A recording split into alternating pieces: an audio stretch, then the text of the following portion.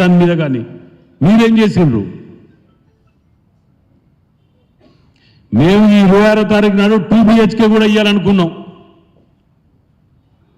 2 BHK కూడా మేము ఈ ఇందిరమ్మది కంప్లీట్ అయినాక 26వ తారీఖు నుంచి వారం 10 రోజులలో డబుల్ బెడ్రూమ్ కూడా ఇవ్వడానికి మేము ప్రయత్నం చేస్తుంటే అందరినీ ఎగేసి, ఎందుకంటే డబ్బులు మొత్తం ఒక్కొక్క ఆడ ఉన్నాయి, ఇక్కడ 600 2,000 మంది దగ్గర డబ్బులు చెప్పారు. 2 లక్షలు 3 లక్షలు 5 లక్షలు వాళ్ళు మీద పడి అంతారని చెప్పి వాళ్ళందరినీ ఎగేస్తారు ఇక్కడికి.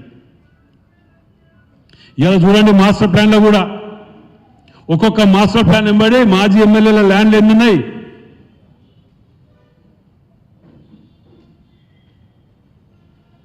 మొన్న వాళ్ళు అడుగుతాను ఇక్కడ టీఆర్ఎస్ వాళ్ళే వచ్చి, సార్ అందరికీ ఇండ్లు ఇవ్వాలి సార్ అన్నారు. మరి మీ 10 ఏళ్ళు ఏం చేసిండ్రా అంటే, సార్ ఇక అవన్నీ ఎందుకు కానీ ఖాళీ జాగాలు ఉన్న వాటి కాడ మాకేమైనా ఇవ్వండి సార్, ఇండ్లు లేని వాళ్ళకు ఖాళీ జాగాలు ఇచ్చి ఇండ్లు ఇవ్వండి సార్ అంటాను.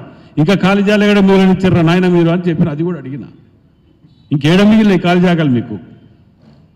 ఆఖరికి మొన్న మాస్టర్ ప్లాన్లో చూస్తే మాకేమి లేవు, మాపడి బియ్యం లేవు అని చెప్తాడు మన వినయ్ భాస్కర్ గారు. ఇల్లు లేదు నాకు, మాపడి బియ్యం లేవు ఏమనంటే భద్రకాల మారు కొట్టంటాడు.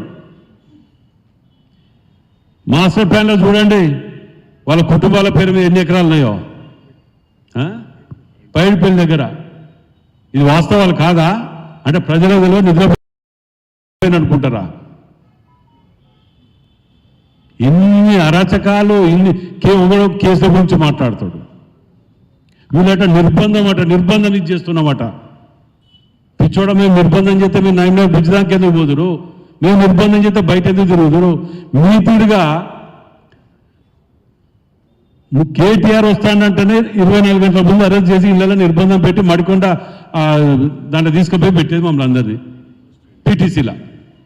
అవన్నీ మర్చిపోయినాం అనుకుంటున్నారు. నిరసన తెలపడానికి అడ్డా తీసేది ఇందిరా పార్క్ దగ్గర. అలా చేసేటి అన్ని చేసినావు, ఉల్టా మేం చేసామని మాట్లాడతాను. ఓ ఎమ్మెల్యేగా ఏకంగా రేషన్ కార్డు కావాలట పెట్టుకున్నాడు. అలా చూసిన లిస్టా? అరే వీళ్ళు మనుషుల పశువుల వీళ్ళు ఎట్లా మాట్లాడుతున్నారంటే నిజంగా విచిత్రంగా ఉన్నది చూస్తుంటే.